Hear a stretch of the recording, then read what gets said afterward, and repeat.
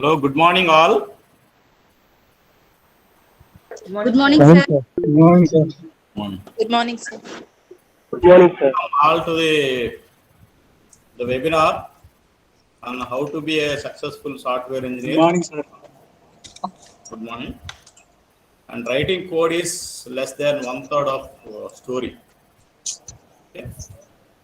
Then the Department of Computer Science and Systems Engineering is conducting a series of webinars from few months. Thank you, Professor Peri Srinivasarao Garu, Principal AU College of Engineering, for his initiation and encouragement to conduct all these webinars. Okay. And all my colleagues, thank you, each and everyone. And I especially thanking Professor D. Lalita Bhaskari, Madam. She is on medical leave, even though she is conducting this webinar. And the thank you, Sri Nagesh Balivada Garu, engineering leader, Amazon USA, for accepting our invitation apart from his busy schedule. So thank you all. Thank you, sir. Thank you very much for our invitation. You accepting our invitation. Thank you a lot. Bonner, sir. Yeah, Bonandi. Thank you so much. Can you I hear am me? also your gate mate. Thank you for your cooperation and accepting our invitation and participating in our series of webinars, which is conducted by Department of Computer Science and Systems Engineering. Okay. All the participants, please to follow the instructions which have been given by Nagesh Garu, and so because nowadays that coding is not a big part. That analysis, whatever the problems we are going to solve, whatever the tools or algorithms or methods which we are going to follow to design any software or any application for a particular purpose. So the analysis is more important. So here those are already told that the 1/3 of code. Okay, we are writing just 1/3 of code for any application, but behind that there is a lot of story. What way we have to analyze on that problem, which is to be solved using any computational approach. Okay, so welcome all once again for this webinar. Okay, thank you, sir. Thank you, Nagesh Garu. Thank you, Nageswara Garu. Thank you for the introduction. Can you hear me okay? Baane vinipistundi kada? Vinipistundi. Okay, fantastic. So, sorry, was someone saying something? Evarana emana cheptunnara? No, sir. You can continue, Okay. sir, because All right. Madam is. So, welcome all to this presentation. The agenda for today, I'll start sharing my screen very shortly. The agenda for today is, what is very critical to be a very effective software engineer. What are the different skills that you need. And, coding is definitely very critical for a software engineer. But what are the other things you need to know so that you will be very effective in your career, especially when you are working for large companies. That is the agenda of today's talk. First, let me introduce myself. My name is Nagesh Balivada. I was 93, 7, I'm a classmate of Lalita Bhaskari. And I got out of college in 97, and after that I worked in a company in India. Right now it's called Capgemini, but at that time it used to be called as iGate. So I worked there for some time, and then I moved to US. For the past 11 years, I've been working with Amazon, and I'm a software manager at Amazon. I work in advertising division of Amazon, and I manage a team of people. and I own worldwide advertising private marketplace engineering. I have a ton of people that work in my team. We all manage all these fairly complex systems. To give you an idea of what is a web scale and where we fit, internet scale is around, can be up to 1 million transactions per second, 1 million queries per second or more. And we need to operate, every second almost a million requests, 1.2 million requests can come in at internet scale. And we take a slice of the traffic. My team operates one slice, small slice of the traffic, pretty big scale still.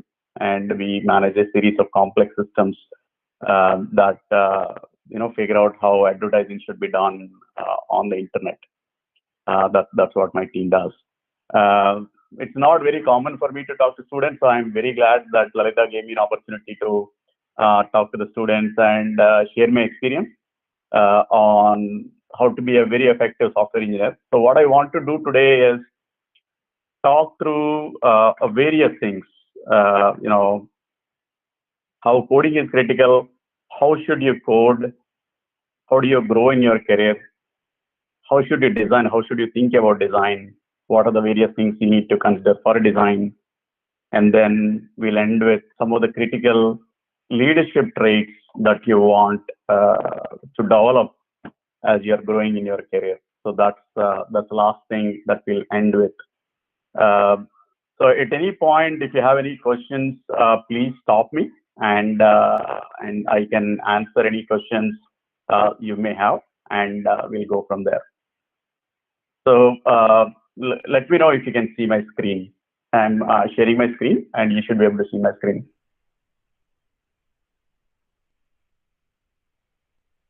Can someone confirm that you can see my screen clearly? Yes, sir. Yes, sir. It's visible. It's visible. Fantastic. Thank you. So let's go through the agenda for today. Coding is a very important skill for a software engineer, for sure. Coding is a very, very critical skill for a software engineer. But that is not a sufficient skill as you grow in your career. When you are growing in your career, you need different skills. We'll see shortly what those skills are. And you should be able to think beyond coding. You should be able to think in terms of architecture, design, and not just code. That's one skill that you'll have to develop. And we'll play a fun game. We'll try to build a system as we go in this call itself, and I'll try to build it along with you. We'll do some Q&A while we are building the system. And then the second, important thing beyond coding is, how do you measure the performance of what you have built? How is it in operation? Right. So building is not everything. Once you build, you're going to operate it, for a long time till the system retires. So how do you make sure that the system that you built is working correctly as intended and there are no issues? So that's the second area we'll cover, and we'll talk about a few things.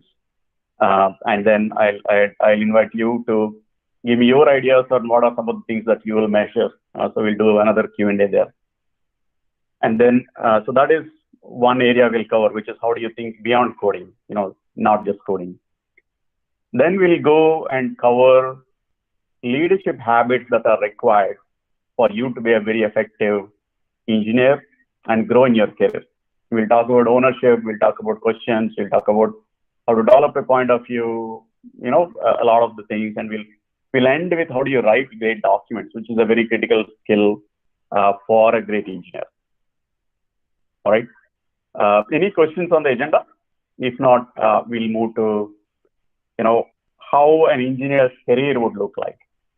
Right. So everyone starts as a junior engineer. So out of college, you'll join a company as a junior engineer, and some of the things that you do, you'll obviously be writing some code.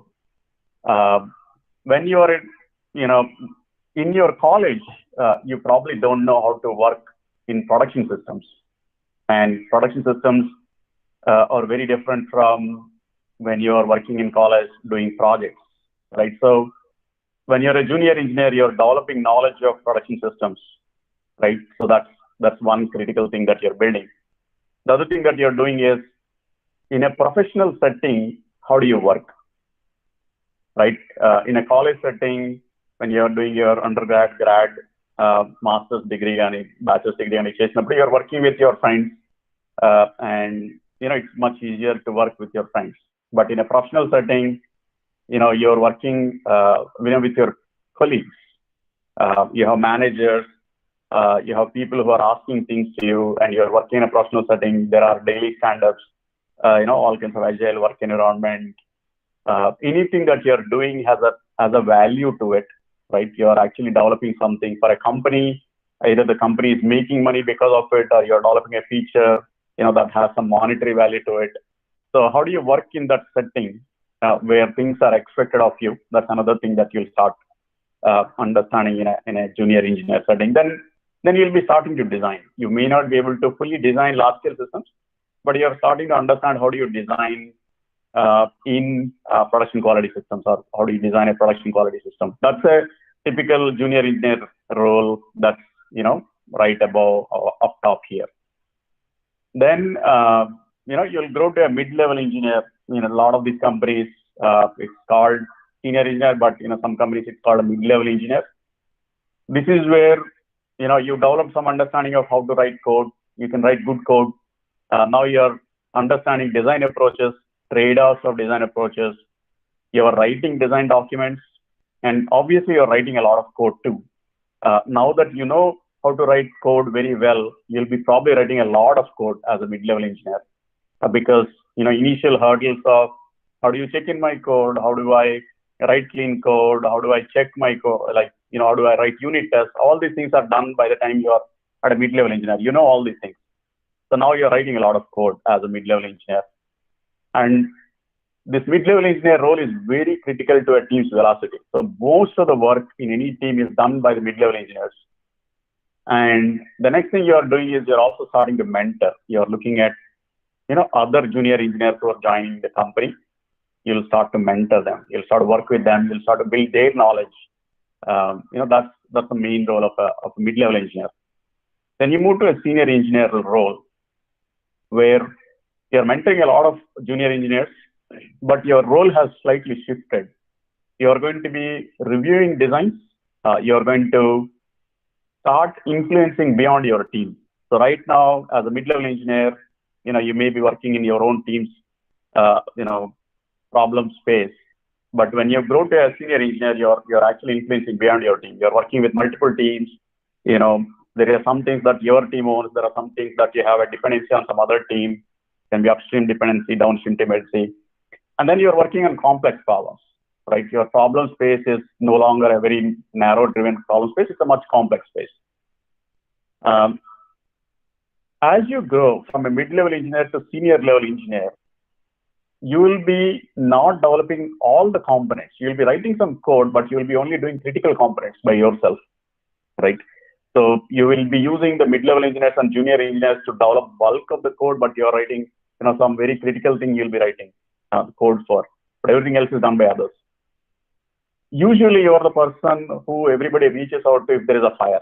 And when I say fire, suddenly some system goes down, and some mid-level engineer is trying to figure it out, troubleshoot, see what's going on. But if something is not working, then you're the subject matter expertise. Your subject matter expertise is very valuable there. So as a senior engineer, you know the systems very well. So in fire situations, if something is not working right, people may be reaching out to you.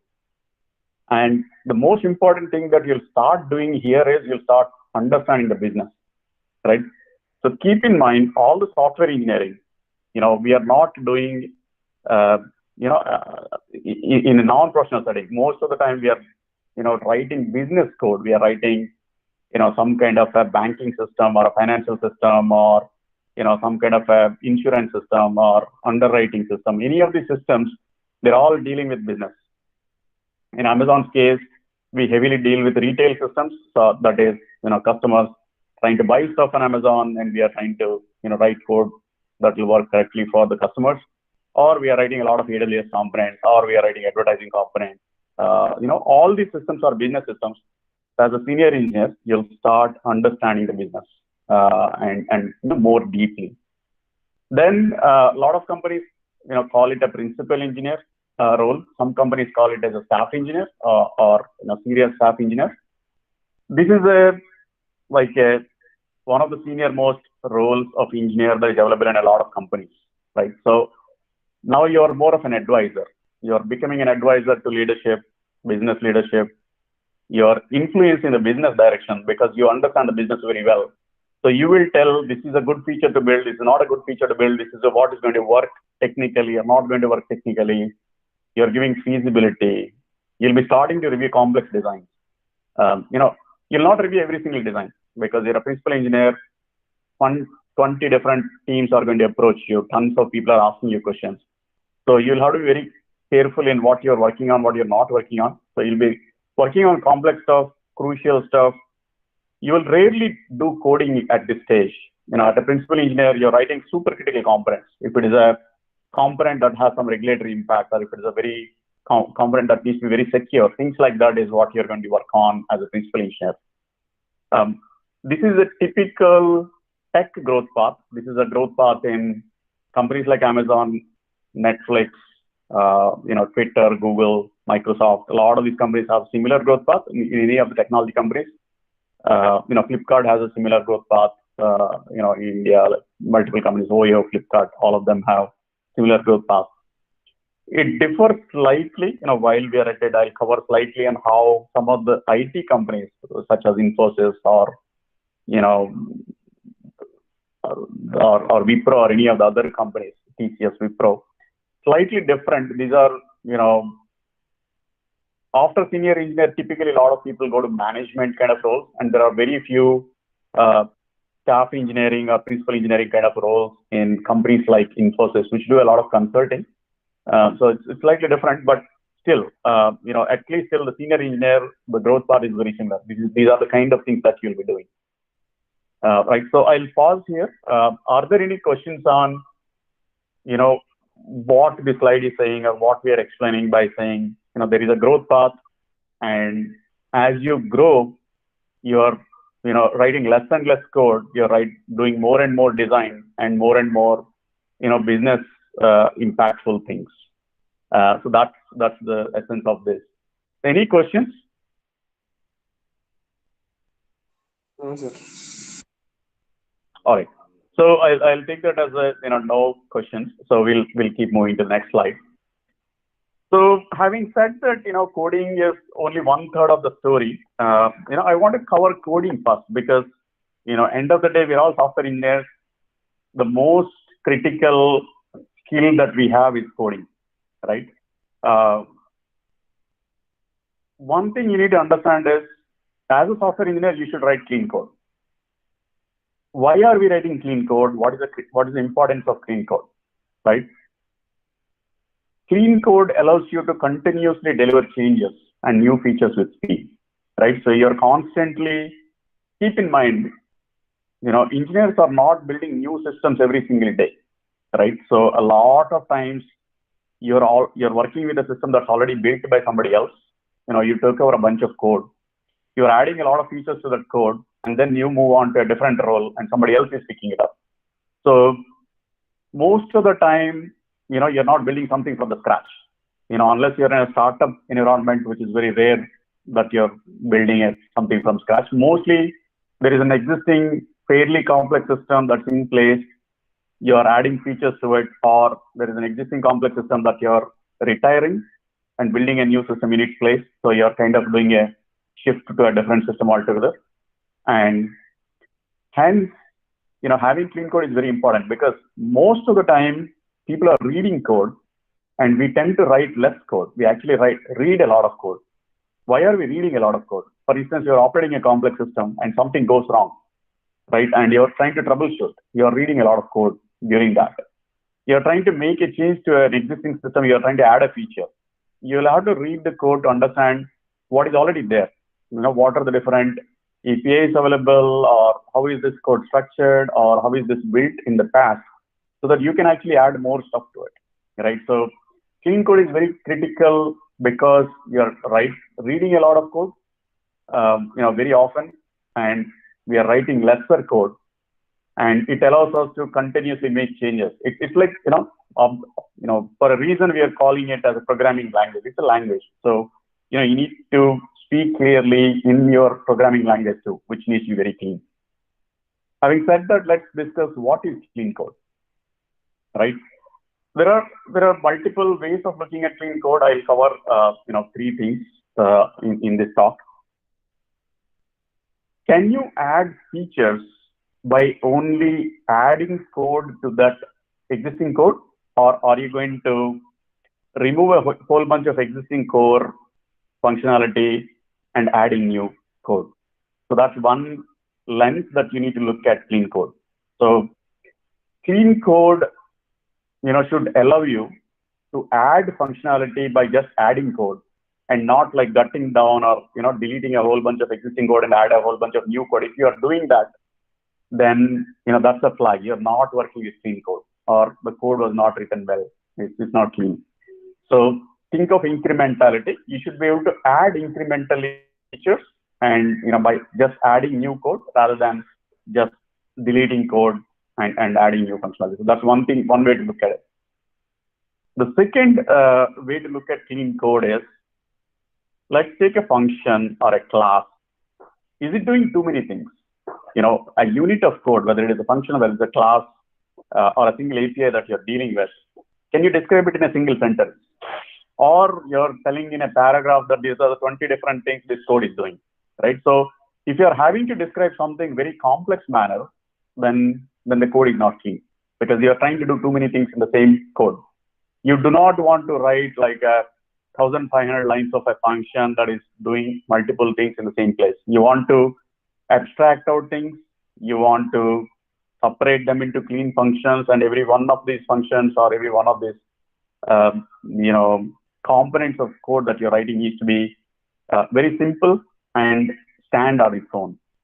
So that's another thing that's a good trait of a clean code. The third thing, can everything that your code depends on be replaced, right? So that's another way to look at it. So if one of your dependency changes, right, you're depending on an external API, let's say for some kind of a processing, if the API changes, or can you change that API, replace with a different API that gives the same functionality without making a lot of changes to your code, right? So that's the third way to look at it. Can you replace your dependencies without a lot of change to your code, right? One funny thing that people keep saying is, when you need, electricity or power from a plug point, you're not going to solder the wires to the wall, right? To the wall plug. You're going to use a plug. There is going to be an outlet on the wall, and you're just, putting your plug into the outlet, and that's how it should work. You should be able to change the plug easily. You should be able to change the outlet easily. So both there should be an agreement on how these two things should work with each other, but you should be able to change both of them independently, right? So that's the way you should look at code also. When you have a dependency with somebody else, you should have a clean contract with that somebody else, what you should expect from them, and then they should be able to change it independently. You should be able to change independently as long as the contract holds.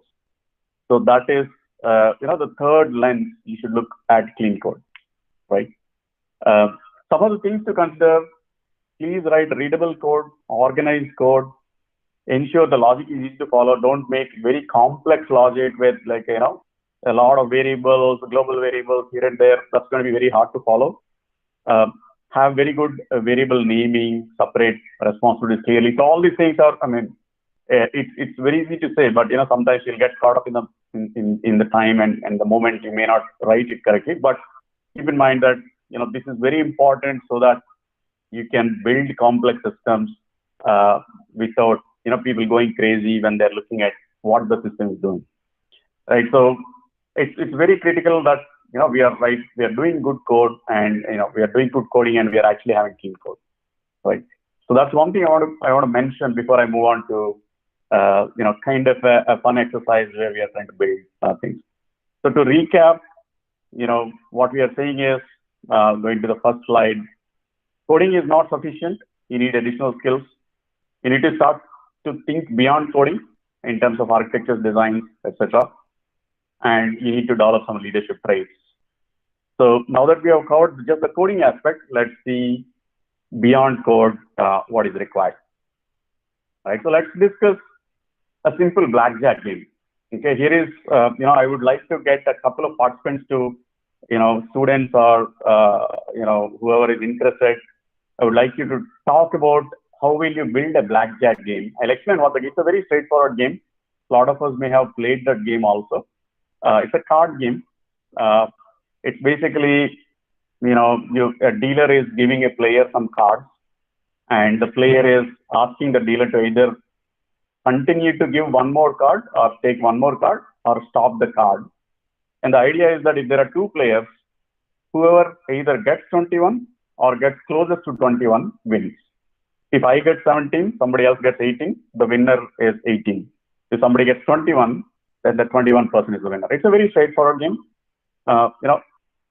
Let's say I ask any of you a very open-ended question and say, let's build blackjack game, right? I will switch to my other screen, and I would like one of you to give your thoughts on how you will build blackjack game. It's a very open-ended question. It's a fun one. No wrong answers. So let's discuss how you will build it.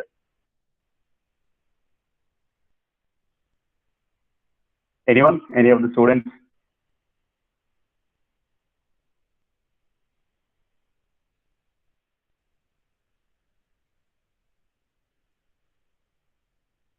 Otherwise, I'll have to pick someone.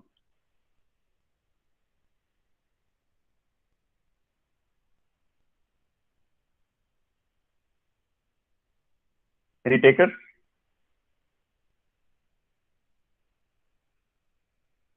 All right, so let me pick, I see Chakravarti. Do you want to talk through how you will think of a blackjack game building? So, can you explain how?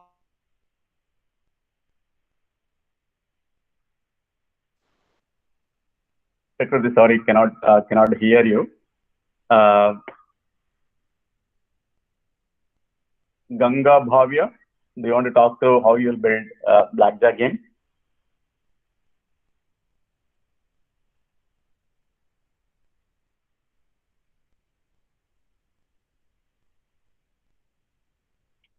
It's fun. Don't get nervous. I'm just trying to get some participation going. Any other takers? Anyone else wants to talk about how they'll build a blackjack game?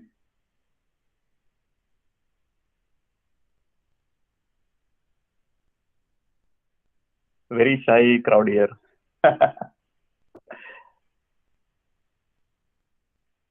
Chakravarti, I think you're trying to talk, but I'm not able to hear you. Okay, sure. Vanaja Kotana is asking how, what is blackjack game? Blackjack game ante em ledamma. So it's very simple. So take a deck of cards, like a playing card deck that we use Rummy kada. Rummy aadtam kada. Same deck of cards teeskoni.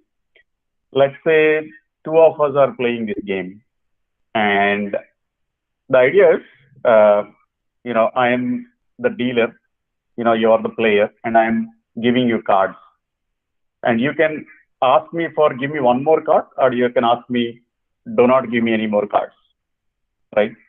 It's a number 21 game actually. A lot of us would have played. So in this case, let's say you reach till 17. The total count of the cards, let's say you have a 10 and a 7, right? Or a 9 and a 8 or something like that. When you have a 9 and a 8, you are at 17. As a player, you have a choice. You can say, give me one more card. And your hope is that that one more card is going to be making you closer to 21. If you exceed 21, you lose directly. But, your idea is to get as close as possible to 21. So let's say that's what you're trying to do, right? Now, that's the player. So let's say there are two players. Both players are asking for more cards or stop. And once both players say, okay, I have enough cards, and the other player also say, I have enough cards, then they'll both show and we'll see who has closest to 21, and whoever has closest to 21 wins. Right? So very simple game. Hopefully that answers the question on what is blackjack game. Now the question I am asking is, we're trying to build blackjack game. Now it's a very open-ended question, I understand. It's actually asked very frequently in interviews. If anyone wants to explain how they'll write code for a blackjack game.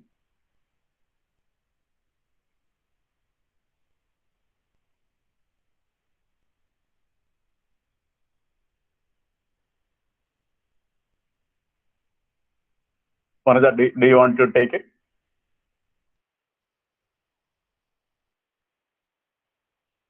All right. I'll try to talk through. And then, sorry, somebody is saying something.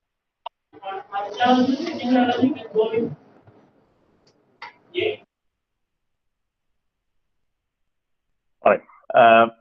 So let's see. So I think I explained the game. A simple approach. I'm talking through how I would have built blackjack game. A very simple approach. So you can define some classes, right? You can say, I have a card called class. I have a class called card that's representing a single card in a deck, right? In a deck is 52 cards basically. Card key attributes are, what is the suite of the card, like hearts, spades, so on, diamonds or whatever. So what is the suit of the card is one of the attributes for the card class. And what is the number of the card? The face value of the card can be another attribute for the card class. I'd also get numeric value of the card. That can be a method on the card class. So I'll have a class called card. I'll probably have a card, a deck class, another class called deck. And this deck is actually a collection of cards. So each card is a class by itself. So I'll have all the cards, instantiated into a deck, right? And it's a fixed deck, kada. So the numbers are not going to change. The suites are not going to change. There are only 4 suites and there are only so many numbers, right? So deck is a fixed deck that you can have. Deck may the methods that you may want, like shuffle the deck. You want to shuffle the deck. That's a method on the deck. You can say pick a card from the deck, like a deal a card. You want to pick one card from the deck. That can be another class called deck, right? Then hand. Every player, whatever cards they're holding in their hand is usually called a hand. And you can have a hand class. Hand class will have card classes inside it, card objects inside it. And you can say get the hand's value. So when you're looking at a hand, every hand has a value. If it is 10 and 7, 2 cards in your hand, then your hand value is 17. Like that. Hand is another class which can have a method called hand value. Hand is another class which will have a collection of cards that are given to a player. Okay. Player can be another class, and player holds the hand. Hand is another class. Object of the hand is held by the player class. Player can do, do you want more cards? So player can say, get a card, I want more cards. Or player can place a bet, right? So that's how a player class can be defined. Then you can have a dealer class. A dealer class is, you're dealing a card from the deck and the dealer can pick a winner. So in a typical scenario, there is one dealer, there are 2 players, let's say. Dealer is dealing the cards to the players. Players are asking for more cards or less cards, like stop or give me more. So that's what players are doing. And players have hand has a set of cards. Dealer holds the deck. Deck is held by the dealer, and or the remaining cards in the deck that's held by the dealer, right? The entire game can be controlled by the dealer class, right? Dealer class can instantiate the deck object. Dealer class, technically can also instantiate the players. And this entire thing, like it's a blackjack game. So like think of the real world way of thinking about a problem. The key lesson here is, even if somebody asks you, like, how do you build blackjack game? Your computer engineer mind should work in this mode where you can actually define all of it and you can actually run a mock blackjack game, right? So that's one of the thinking as computer engineers we should be building. And tomorrow I can come and ask you, like once you have this kind of a mindset, right? Somebody says build a blackjack game. Now you know how to build a blackjack game. Tomorrow somebody comes and says, let's build poker. It's another game. Now you know how to think about this problem. You know how to think about, okay, there is a card, there is deck, there is hand, and blah, blah, blah. So it's the logic that is changing in a poker game, which is different from blackjack game, is just how many cards you are giving and whatnot. But one of the critical skills for a software engineer is to take a real world problem and imagine it in a software sense. Does it make sense? Does anyone have any questions on what I'm trying to say here? And this is a key skill, so I'm okay spending a little bit more time on this and explain a little bit further. All right. So let's go to the next one. Like, let's say this is what we did, right? You're a junior engineer and you know how to define a class called card and deck and all these things. You're able to think a little bit about, you know, how do you think a real world problem in terms of code? You have developed the skill. Great. Is that enough? Right? Let's see. Let's go to the next slide and see what are the issues with this. You know, you're feeling good. You know, you said, okay, I have a card class. I have all these classes. Great. You know, am I good? Not really. Right? So in a real world setting, you know, let's say it's an online game that you're trying to build. There are a lot of other things that you need to do. You cannot write a bunch of classes and things and you're not done. First thing you need to see, is this an online game or a machine-based game? Machine-based game is, you know, a machine is actually allowing you to place bet or not. You would have seen some casino machines kind of things.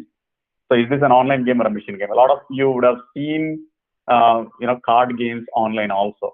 Like a very famous one is Solitaire, right? So Solitaire used to be a Windows game, still very popular, but that's a very popular game, Solitaire kind of a game.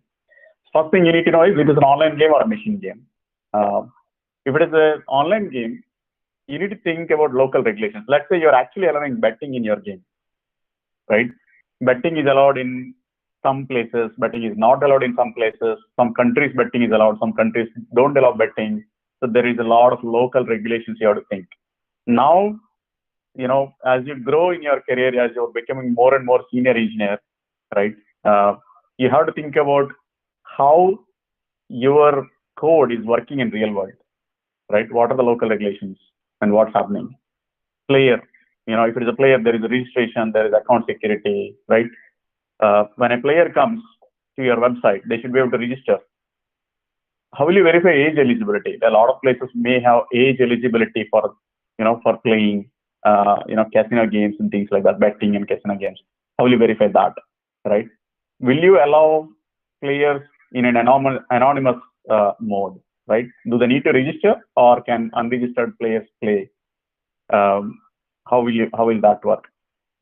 How will player place a bet? Like how will you get money from the player, right?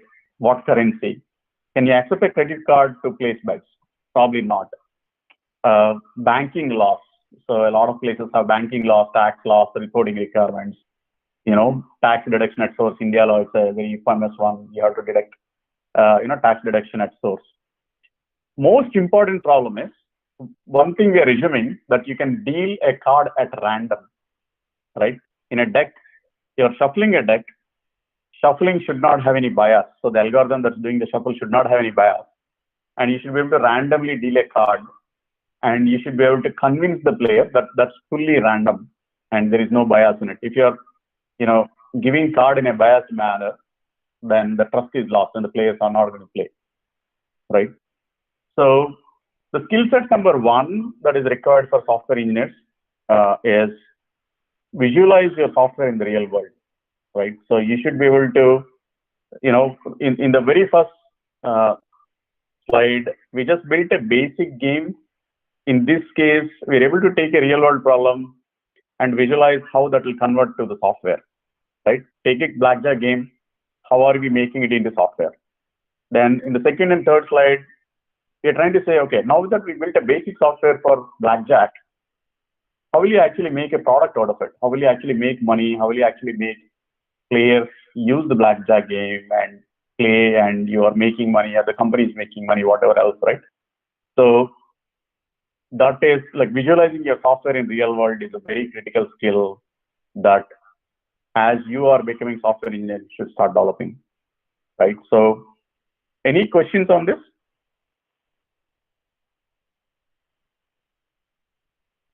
All right, so let's go to the next one. We wrote a little bit of a code, we said, it will have a player class and whatnot. But now that there are a lot of additional things that you need to do, you need to make an online game, registration, betting, regulations, tax laws, money, accounting, whatnot, right? So you have a lot of stuff that needs to happen. So you have to design a solution, right? Don't just write a piece of code, it will not work.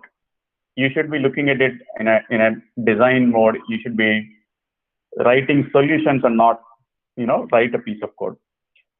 Now, more comprehensive solution for a blackjack game will have a player registration subsystem where you'll have APIs to create a player, maintain a player account. You'll have some kind of a storage layer, some kind of a database where you're storing all this information. You'll have tokens. So when the player logs in, you can use OAuth or something like that to maintain tokens. You're processing payments. You're taking money. It's a betting system. And I'm intentionally giving this betting system so it's easy to understand what I'm talking about. You need to have a payments processing system. Payments processing system should support balances. You should be able to withdraw the money that you won. You should be able to see a transaction history. How much did I bet? How much did I win? If a player asks, you should be able to show. When player is using some kind of a debit card to get some, place a bet, then you're connecting to something like a bill desk or Chase payment tech, or, depending on the country, you're going to a payment gateway and withdrawing money. So you'll have integrations. You'll have a very comprehensive payment processing system. You'll need to have a player registration kind of a system. And obviously you'll need to have an app, that a player is using to interact with the game, right? Then obviously we said tax laws and all these different laws. So you need a reporting system, right? So you should be able to say, if some state asks, how much money did you make last year? How much did you give in wins? How much is your profit? You should be able to generate reports. So you'll have a reporting subsystem. And yeah, the more important one is you'll have to have the blackjack game itself, right? The initial code that you wrote, the player class and all of that you need to put into a subsystem. And that is another critical one that, you are basically building as a system. Now we are going to talk about the most crucial skill number 2, right? The skill number 1 is visualize in the real world, able to take any problem and try to visualize in terms of software. Now, skill number 2, once you understand what is there in the real world, you should be able to start think in terms of systems and building blocks, interfaces. This is how we should be thinking about it, right? And now we have taken a simple blackjack game and we are able to build some kind of a system around it, some kind of a solution around it, which players can interact. You can generate reports, you can generate some money, and pay winners and whatnot. So if you take like a simple blackjack games, different components involved, right? So you may have a user here who's interacting with the game in a website or maybe an app on a mobile phone, and that website is probably talking to an API gateway, right? And multiple microservices you may build. There is a player registration service that you may end up building. So when a new player comes in, they're going through the website, they're calling the register kind of a API. Authentication APIs will be there on the player registration. The player registration service may have its own user database where it is storing user information, passwords, and whatnot, right? Then you have the blackjack game itself can be a service where if the player is here clicking get me a card, then it will call get a card API to get a new card, additional card, or the player can place a bet and the bet is getting placed to the this API. And you'll have an account management kind of a service where the user can see their balance, how much account balance do I have. And the blackjack game, as the user is placing a bet, or winning or anything, the blackjack game can actually call the account management service for getting the money corresponding to whatever the user is doing in the UI, in the user interface, right? The account management service may have its own database. The account management service is, processing payments through some kind of a payment processing system, right? It's going to like a bill desk or something at the very bottom, trying to do all this processing of payments. And then finally, the report service that we talked about, right? So you need to generate reports even for the user or for regulatory reasons like state government or central government. You should be able to generate all the reports. And you'll have some kind of a report generation service that's generating reports at regular intervals, putting in some kind of a block storage, can be S3, can be anything else. And that's accessible through some kind of an API in the report service. So, one step at a time, we have taken a simple blackjack game, and we are able to see how you can write software for it. And we are able to visualize how this will work in the real world, what are different systems you need to make it happen in the real world. And then we have gone into, now that I know how it is working in the real world, what are the different systems and subsystems I need, right? And then the original code that you wrote is getting into this blackjack game subsystem. And then we're able to come with a design diagram that talks about my simplest, two-line problem statement of a blackjack game. How am I building an entire, solution around it, a software solution around it, which will actually work end to end. I'll pause here. What else can be added? Anyone has any ideas, any thoughts on what else can be added here?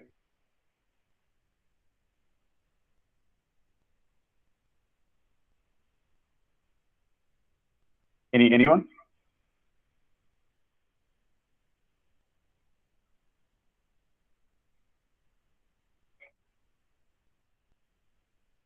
So potentially one thing we can use, one thing that is not there in this, system design is a logging subsystem. So we are not logging information. Anytime user clicks on something, we are not logging that. So we may have that.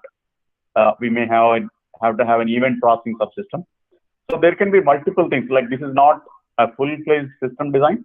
You can add a lot more to make it more comprehensive and make it more useful for real-world use. Right? You may want to add some more things to this. Right? This is the first part of my presentation, which is start thinking beyond code. Code is not be all and all. Algorithms are great. That's definitely a critical skill that you need. But, there are two skills that you need to develop. One is visualizing your software in the real world, ability to convert a real world problem into software and visualizing in the real world, and think in terms of systems and building blocks and interfaces. So these are the two things that you need to, start building to be a very effective engineer. Then let's move on to another aspect of building software. Right now that we built, very efficient blackjack game, great. We have launched this blackjack game to the world, and they're using that blackjack game. Now, how do you operate it? Right? How do you know when users are coming in, we are responding quickly, right? So latency. Latency is a very critical thing that you want to measure. If a user is asking for a card and you're responding back in 10 seconds, that's not acceptable. You may want to respond within like 500 milliseconds or 600 milliseconds. Plus the network, latency can be maybe 2 seconds, but you want to respond very quickly, right? So latency, are we responding to the user quick enough? Are we running at capacity? Let's say you built all of this hardware and you said all of the software and you put it in a hardware that can take 1,000 players, right? How do you know you're running at capacity, right? And if you need to add more hardware, how do you know that? So you need to start measuring things like transactions per second, things like, response rates in different services that are underneath, and measure that, hey, I'm not running hot all the time. And running hot means if design capacity is 1,000 users, if we're always at 999 users, then you're running hot, you're running at capacity. You can have server brownouts, servers can crash, may not work. Next time a user comes, the site is down, right? So that's another thing that you want to measure. And how do you know if users are encountering errors, right? So you may want to see fatal errors that are happening like exceptions that are getting thrown in your code in different services. User tries to place bet, and let's say it's silently failing somewhere. That's a problem. So you want to start looking at different types of errors that can happen, so that you're always operationally good with and responding back to your users, right? And I'll use a few things, and these are critical ones for folks to understand what these are. Let's say somebody says, my latency is 200 milliseconds, right? What does that mean? When somebody says it's 200 milliseconds, does it make sense? Or somebody says, my response rate is X, whatever it is, does it make sense? So usually, one of the key terms that you need to understand with metrics is percentile values, right? Out of every 100,000 requests I got, I'm able to respond back to 95,000 requests under 2,000 or 200 milliseconds, right? So I'll repeat that. I got 100,000 requests, 1 lakh requests, and out of that 95,000 requests, I'm able to respond under 200 milliseconds. Then it's usually referred to as my P95 latency is 200 milliseconds, which means 95% of the traffic I'm responding back under 200 milliseconds, and 5% of the traffic I'm above 200 milliseconds. So that's a term that's very usually used in operations of systems or designing systems. Somebody will say my availability is 99.99. That's another thing that you need to understand. What does it mean to be available 99.99? That has its own, explanation. Transactions per second. So typically, if you have 1,000 users, right, for your card game, for your blackjack game, is your transactions per second 1,000? Not necessarily. You have 1,000 active customers. Out of them, let's say every time only 200 customers are logging in. At peak, you have 200 customers. Each of these 200 customers is doing 3 or 4 operations per second, right? So let's say they are doing, you have 200 customers online and they are doing 4 operations per second. Then you're actually having to deal with 800 QPS, 800 transactions per second, right? So that is how systems are designed, and that's how. So it's a 10,000 users doesn't mean that 10,000 TPS is what you're expecting. 10,000 users means how many users are online at peak and how many users are making how many transactions per second, and that becomes your capacity measurement. Our users encountering errors is very critical. A lot of times we write in Java like exceptions, and in different languages there are different ways of erroring out, and you want to make sure that you're monitoring them. Out of every 1,000 requests, how many requests are encountering fatals and what is acceptable. So that's another thing to look at. So the third skill that is required to a software engineer to be a very effective software engineer is operations excellence. You should know the metrics that you want to measure. You should know, how to measure those metrics, instrument correctly, and you should, monitor them at regular intervals, right? You should at least get some kind of a alarm, some kind of a text message or something like that, that is actually telling you that the system is not operating correctly, and you should be able to make changes so that you're recovering from it. I'll pause here. Let's see if there are any questions, and then I can try and answer those questions.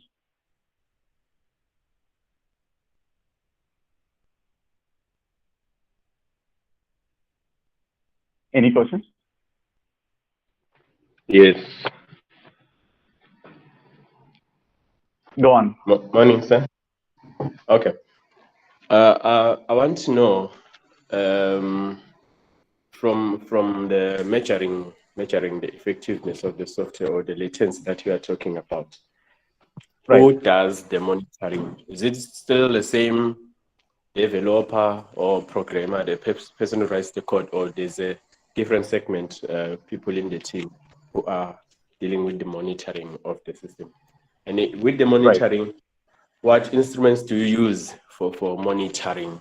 Is it, or let me just leave the question like that. What instrument do you use for monitoring that system? Thank you. Right. Sure, absolutely. Thanks for the question. So different companies operate differently. I'll give my case. In Amazon, what happens is I'm the owner of the software. We actually monitor our software. So we have dashboards. It's called CloudWatch. In our case, we use CloudWatch for our monitoring and alarming and dashboarding. So inside your code, let's say you're monitoring how much time a specific method has taken. At the starting of the method, you'll put a timer. At the end of the method, you'll end the timer, and you'll see the delta between these two. And you'll say, this is how much time this method has taken. Let's say deal a card.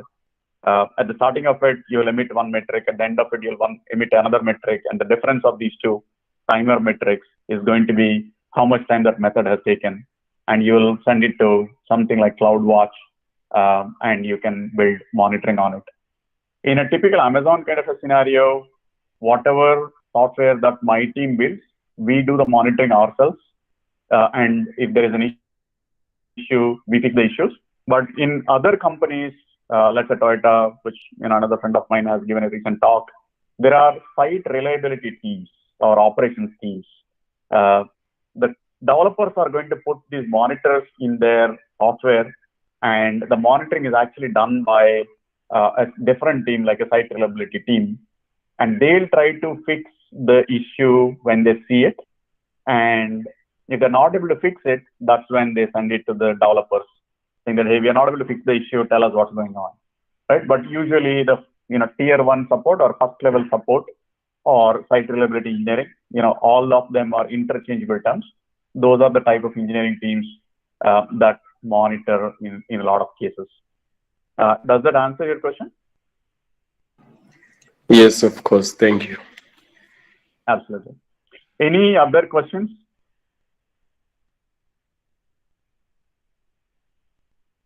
All right. So let's keep moving to the second part of the presentation, which is, as you grow, your leadership skills become very critical for growth, right? As you're a junior engineer, you're called the so-called individual contributor, which means you are writing code, working with other people. But as you grow, you're influencing other teams. So your leadership becomes very critical at that point. And I'll make 2 points here, and I'll explain why. One is you should cultivate leadership traits.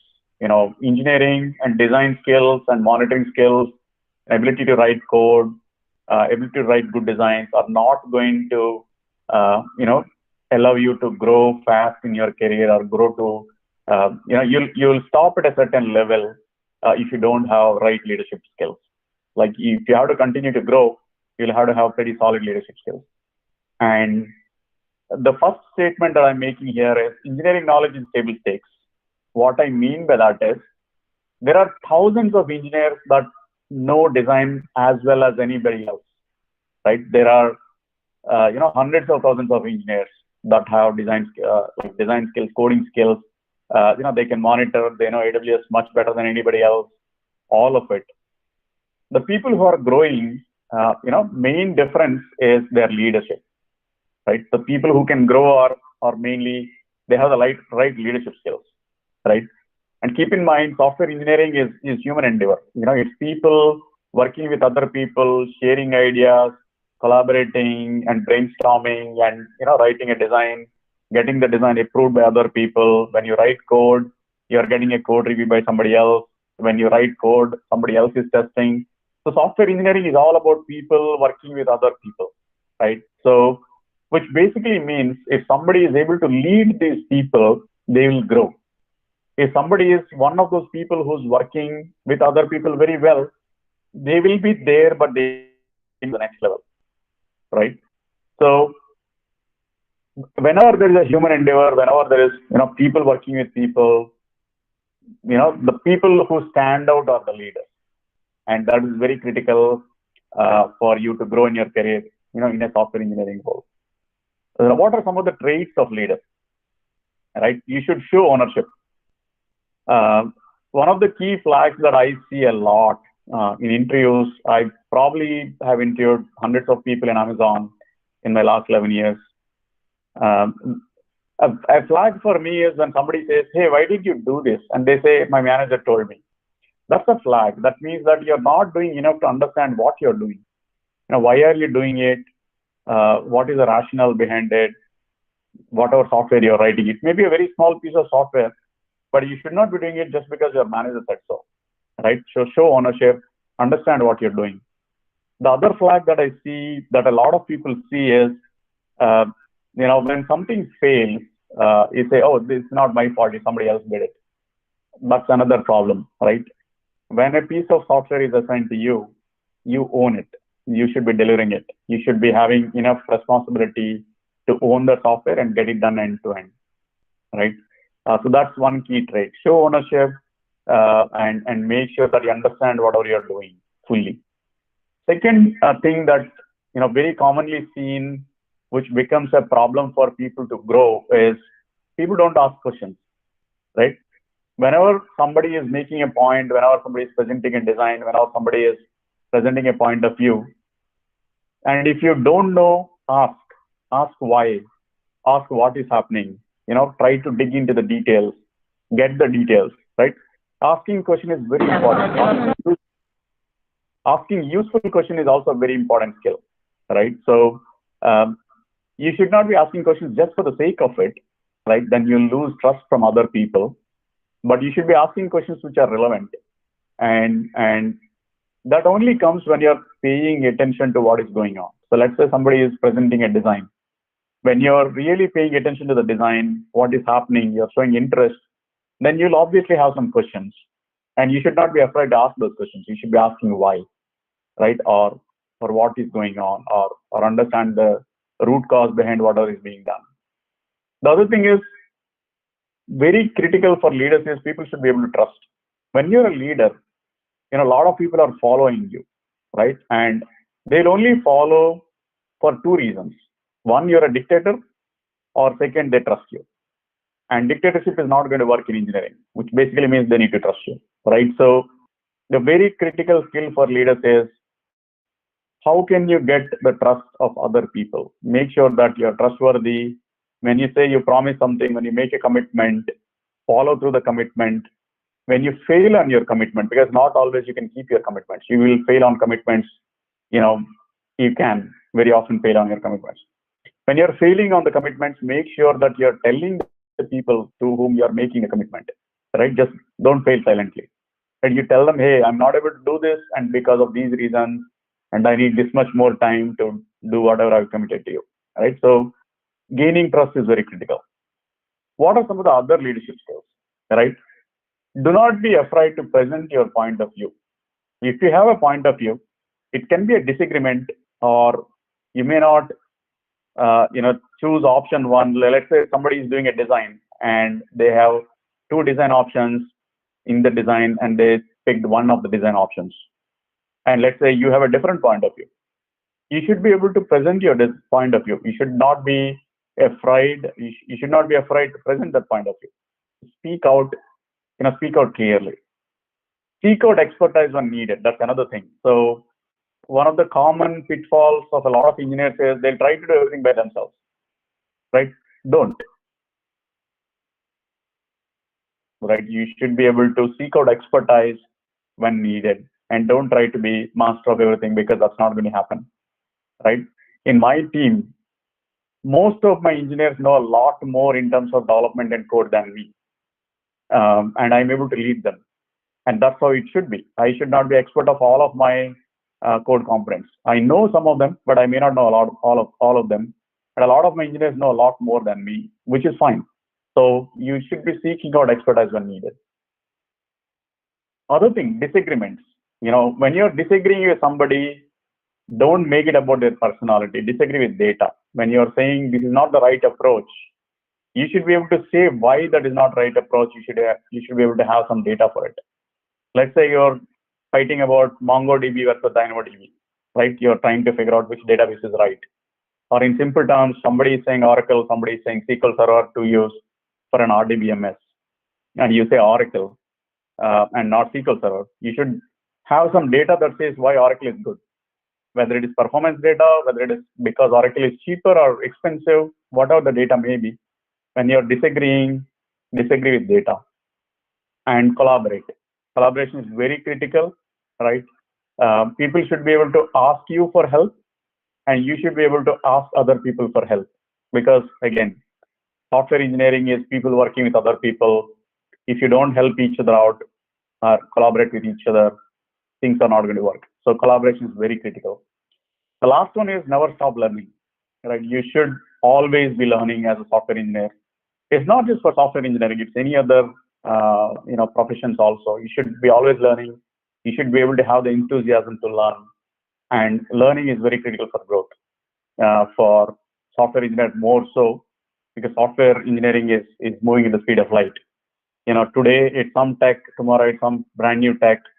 Any new tech should not, you should not be scared of tech. If you have your fundamentals right, it doesn't matter what tech comes your way. You should be able to pick it up very quickly and deliver things, right? So the more critical thing is your ability to think right. So never stop learning. That's another key skill. The last one, which is not probably intuitive, is when you're growing in your career, you should be able to write great documents, right? And why is it critical? I'll make that point, and then we'll take Q&A towards the end. I think we have only 15 minutes. So why is writing great documents critical, right? When you're an engineer, obviously you'll be writing code, but then you'll be writing design documents also, and people will be reading your design documents. As you grow a little bit further, you'll be writing technology strategy documents. You'll be writing architectures, right? When you're leading, you'll be writing business plans, right? How will this business work? How will this business work with these systems? Should we, buy system X or build system Y, and what are the pros and cons? So you'll be writing those business plans. You'll be writing business reports. You'll be writing vision documents, right? In the next 3 years, this is what we are planning to build, and this is how we are planning to build it. And this is how many people we'll need. These are the people we'll hire in Canada. These are the people who are going to hire in India, whatever, right? So you'll be writing design documents, execution plans, business plans, all of these. A lot of writing will happen. When you're a people manager, you'll be writing performance reviews, right? So somebody did well, somebody did not do well, why, all of it. So as you grow in your career, as you're a more effective software engineer, you'll be doing a lot of writing, right? The more senior you are, probably you're doing the more amount of writing. The more junior you are, you're doing a lot of coding, and then as you grow, you're doing a lot of writing, right? So writing is very critical. Writing good document is very critical for any engineer, if they want to grow well. What is a good document? What is a great document, right? Great document should be very clear. What is the document trying to do? And who is the document addressing, right? Don't have a document that is at an engineer level and a VP level at the same time, because a VP may be looking at completely different things from the doc, and an engineer may be looking at very minute details from the doc. So understand who you are writing the document for and what is the objective of the document. This document is a design document addressed for engineers. This document is a status report for leadership, hence it is written a certain way, right? So understand your readers, have a clear objective. Be very concise. Don't beat around the bush when you're writing a doc, right? Your document should be very crisp, very concise, and to the point. Use active, sentences, not passive sentences, right? Don't have adverbs, adjectives, right? So in a business document, right, you should not say it's great solution. Why is it great solution? Tell about that. Don't say this is great solution. Or we have significantly improved something. Improved something by how much? Like you improved something by how much? What is the result of whatever improvement you made, right? So avoid adverbs, avoid adjectives in business documents, right? And be more crisp in the numbers that you're talking about. Do not complain in your documents. Use positive language. Like let's say something is failing. The document should not say that, hey, this is failing all the time and this is a big problem, and that is not the right way to write a business document. Use positive language. Like when you're writing a doc, this is failing, not acceptable. These are the three things that we need to fix, right? So you're not just complaining about it. You're telling this is the issue. You're telling what is the impact of the issue, and you're telling what is needed to fix the issue. That's a more comprehensive document than writing something that is going to be just compliant without what it is, right? And if you're not the right person to write the fix part, take help from who can say what is needed to fix. And a lot of times you may have identified the issue, you don't know what to do, which is okay. You collaborate with somebody else who knows what to be done, and you write a document saying, this is the issue, this is how it needs to be fixed. And if the issue keeps remaining, these are the impacts. So, right, that is the right way to approach business problems, right? And always expect what the questions the reader would ask. So write the doc. Once you write the doc, read the doc and see what would a reader ask about in this doc, and try to answer the questions in the doc itself. Like a frequently asked questions section in a doc is very useful. You'll try to address the questions there in the doc itself, right? Rather than having to go through a Q&A during the presentation, right? So those are all the things I want to share with. Any questions? I'll pause here and we can go to a Q&A.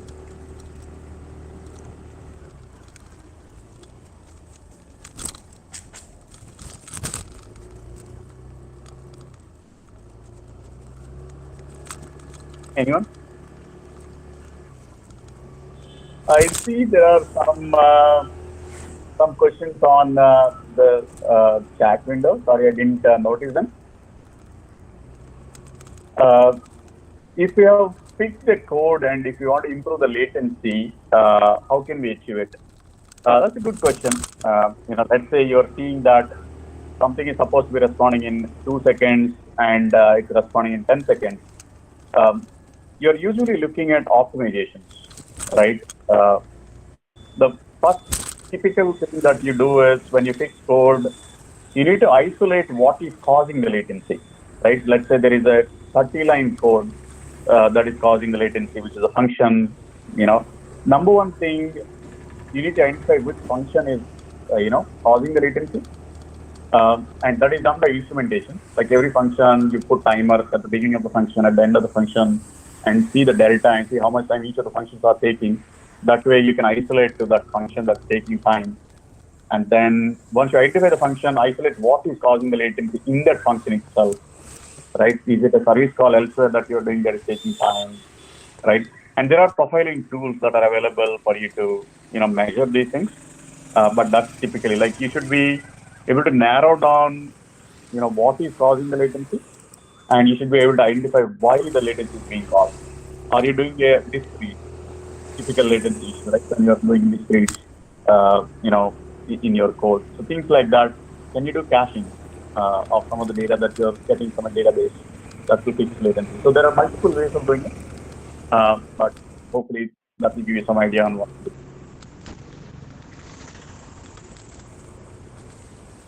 All right, Chakravarti, any question, Vanajad, anything else? Or does that answer? Cool, thank you. Chakravarti has a great question on what skills we need to improve shift from service-based to product-based companies. So, Chakravarti, do you want to talk a little bit more on your question? I may have understood it, but I want to make sure that I hear from you if you're still there on the call.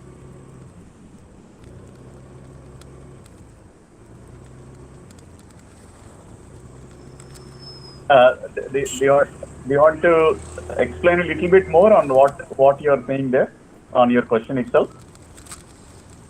Yes, sir. I mean, as a fresher, many of the people have joined in service-based companies only nowadays. Is it better to join in service-based company if we got an offer, or else we have to wait for product-based to improve skills? Sure. We have to wait, or we simply join in service-based, and basing on that experience, we can gain some knowledge. Afterwards, we're trying to get into product-based. Right. Great question.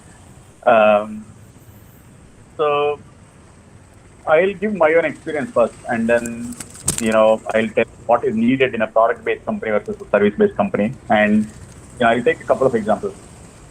Service-based companies are typical Capgemini, Infosys. A lot of these companies, Wipro, TCS, Cognizant, CTS, all of these companies are services companies. So they're offering services to other clients. So you're always working in this client mode.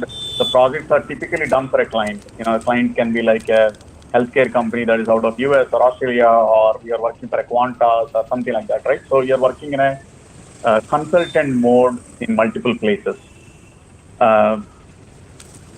Nothing bad with it, but straight up I can say that the pay is not great, right? So services-based companies typically don't pay the same amount that a product-based company pays. It's a different bar altogether between a service company and a product company. If you're interested in growing into a management path in a services-based company, right? So you joined as an engineer. Within 5-6 years, you can be a manager in a services company if you're effective, and you can grow in the management path. You're an engagement manager, delivery manager, account manager. Multiple management paths you can go, and you can become an engagement director. In the engineering side, you can be a solution architect. So there is definitely growth there, but you're always working in a consulting mode, and you're usually working for some other customer. And are you comfortable with something like that, right? And services-based companies, you will lose your tech very soon. 8 years, 9 years is the most amount of time people will do coding in a services-based company or design or anything like that. After that, mostly what they are doing is responding to requests for proposals, RFPs, building proof of concepts, and doing large scale, like in a services-based company, 10-year experience or 12-year experience person will have like 30 people reporting to them. So they're not in the tech anymore. They're in the people management, growth, revenue making. You'll always have to have targets, engagement targets, and all that. If that's what you want to do, great. Services-based company is a good fit. Now, second thing is product-based companies. Product-based companies is usually they have their own products. Take a Flipkart, take an Amazon, take a Google. It's a technology company. The technology skill is usually pretty high compared to a services-based companies. Hire a lot of people, but technology bar usually is lower. Product companies have a much higher technology bar. Microsoft, Amazon, it's very hard to crack the interviews themselves, right? Pay is much higher, and at any level, I am a manager. I have a bunch of people under my team, but I still need to be very heavy tech centric because it's a technology company. That's our business. When you're a director, you're still dealing with a lot of technology in a technology product company. When you're a VP, you're still dealing with technology. You're trying to figure out what needs to be built, why are we building it, how are we going to make money with this product. So you're always looking at tech aspects as you grow in a product-based company, right? And the pay is much higher. And how do you switch? Like, should you join a service company or not? I would say if you got an offer from a service company and you don't have any offers from product company, you should join the services company first. And if you want to move to a product company, you should build the skills to move to a product company, right? Hiring is so hard in India, hiring is so hard in US, hiring is so hard in multiple places. People are always like, we are looking for thousands of people to be hired in US. We are looking for thousands of people to be hired in India, right? There are always positions available in product-based companies. The challenge is to get the right people in product-based companies. So you should, all of you are computer science engineers or, information technology engineers. You always have the right skills. It's, do you have the will to be in the place where you want to be? You should invest in yourself. You should practice, whether it is lead code or Geek for Geeks or start participating in hackathons, hacker ranks or any of those. Keep doing it, keep practicing, and you should be able to crack a product-based company interview. Yes, sir. Thank you, sir. Any other questions?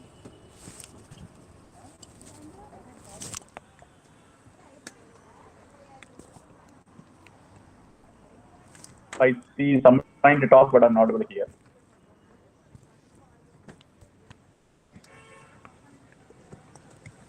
All right, cool. I think that's all I wanted to share. It's fantastic talking to you all. I think, I don't know. Nagesh Balivada, anything, final thoughts you want to add? Or any other questions from the teaching team for me?